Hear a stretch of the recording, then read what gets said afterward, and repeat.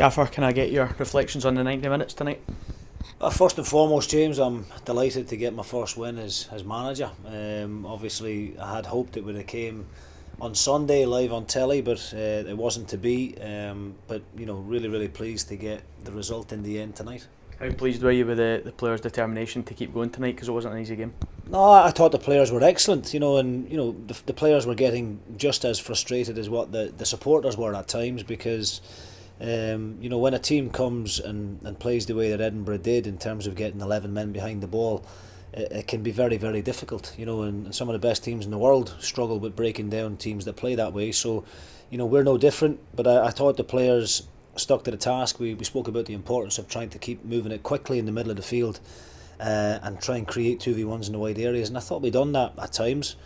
I thought Cammy McPherson was excellent at right back, filling in there and put some great balls across the face. But unfortunately, I think we just need to try and anticipate things a little bit more in the area and be a little bit more clinical when they do come in. Important to stress it's still almost kind of pre-season as well. We've not had that many games. No, absolutely, and the players have been fantastic up to now. I mean, take the first half of Sunday's game out of it. I was really pleased with their attitude and commitment in the second half. They kept going. They showed a great determination to get back in the game, and unfortunately we weren't able to get the equaliser. But tonight, I thought it was a really professional performance. Of course, we would have loved to have scored 3 or 4 goals and got that done nice and early and everybody can relax. But Edinburgh City are a good side. They've got some very good players who have played at a high level themselves. Thompson at right back's a Premier League player. Balatoni's played Premier League. Callum Cream was at Livingston last year in the SPL. So they've got good players. So I think we need to give them some credit too for keeping the scoreline down as well. But I think they'll be a decent team in their own league next year. I would expect them to be up there challenging. But no, I'm grateful to the players for keeping going. There's a few times there tonight where we had a goal chalked off for offside, which must have been tight, and we had 1 or 2 other opportunities, and you start to think then maybe it's not going to be. But no, I'm really pleased for the players, and I can only thank them for their efforts and for getting me my first win as manager. How frustrating can that be when you're on the sidelines and you're seeing all these chances kind of going past the goal that you mentioned disallowed for offside? You think, that's maybe just not going to come. Well, of course it can be, yeah.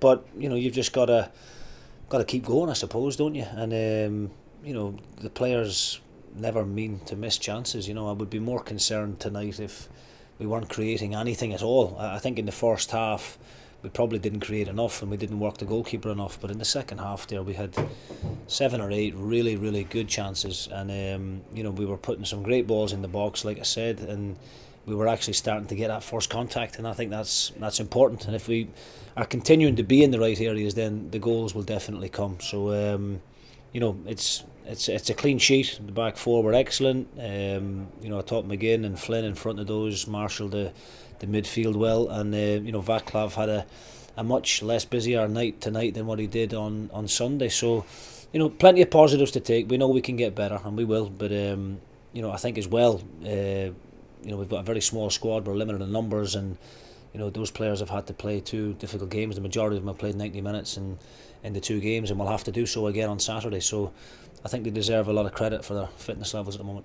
Yeah, just like you mentioned, a bit of a small squad at the minute. In terms of recruitment, do you feel confident you'll get a couple more bodies in over the next few weeks? Yeah, look, all I can say to people is that we're doing all we can. We're not sitting here not trying to get people in. We're working really hard. We're spending hours and hours watching footage of players.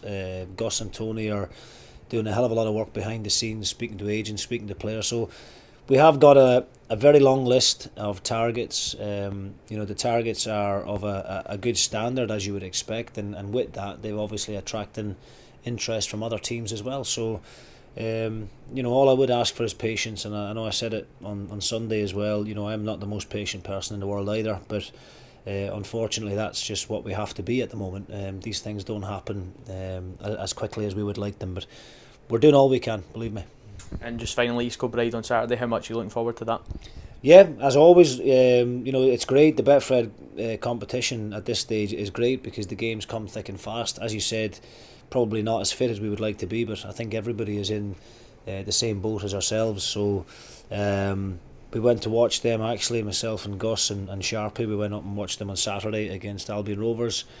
Very well organised team, a lot of good experienced players again, a lot of ex-full-time boys in there as well. So difficult venue, no doubt about it. Up there on the Astro, it'll be a tough game, and we'll give them just as much respect as what we've given Dunfermline and Edinburgh, and we'll prepare accordingly, and hopefully we'll be able to continue on from tonight, pick up another 3 points, and hopefully take it into the last game in Albion Rovers.